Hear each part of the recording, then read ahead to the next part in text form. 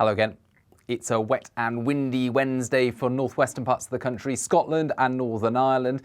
Drier at first for England and Wales, the wind and rain reaching here later in the day. In fact, with clear spells and light winds for central and eastern parts of England overnight, well, some mist and fog will form, particularly for parts of Lincolnshire into East Anglia and the southeast. Not as much as previous nights because there will be a lot of cloud coming in from the west.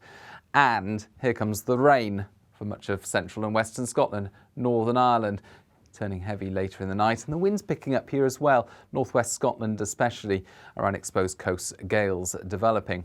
A breezy night to come then in the west, less breezy further east where, like I say, there will be some mist patches and temperatures a little lower compared to recent nights.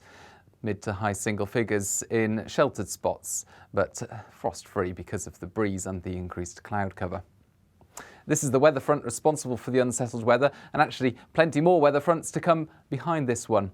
But this is the first, coming in against an area of high pressure that is still centred over central parts of Europe. So it's a slow-moving feature. That does mean it will bring an awful lot of wet weather for Scotland and Northern Ireland before it moves on. And that rainfall heaviest across western and central Scotland, Northern Ireland as well. The rain building up throughout Armistice Day over the higher ground of western Scotland in particular, and a rain warning in force for western Scotland through to the Cairngorms, 50 mils widely, 80 mils in some of the more exposed spots of Dumfries and Galloway. That could cause issues, localised disruption due to standing water and so on. There'll also be some very lively weather. You can see this narrow band of intense rainfall. This is the cold front, and it's likely to produce some highly gusty winds as it moves along.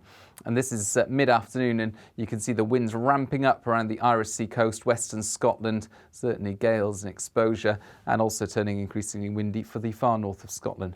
Ahead of all of this, cloudier skies to come for eastern and southern Scotland, for much of England and Wales, but largely dry until late on, and any early mist and fog lifting into low cloud for the east of England. But a grey day for most of the country, I think. But it is a mild day, 13 to 15 Celsius widely. Not feeling very pleasant though, where we've got the wind and the rain. And this is the active feature, some very gusty winds and some very heavy rainfall moving through quite swiftly by this stage. It does break through after dark, and then it clears most of England, Wales, eastern Scotland by the end of the night, Wednesday night. So some lively weather to come, a brief spell of heavy rain and gusty winds, gales in exposed parts of the west and the southwest. But by the end of the night, clear spells and just a few showers following into the northwest.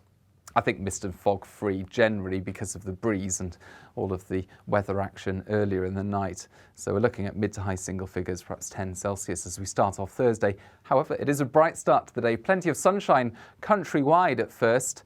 Just one or two showers developing for parts of northern England, western Scotland. And then it turns increasingly wet and windy again, western Scotland, Northern Ireland, the next feature queuing up to move in by the end of the afternoon.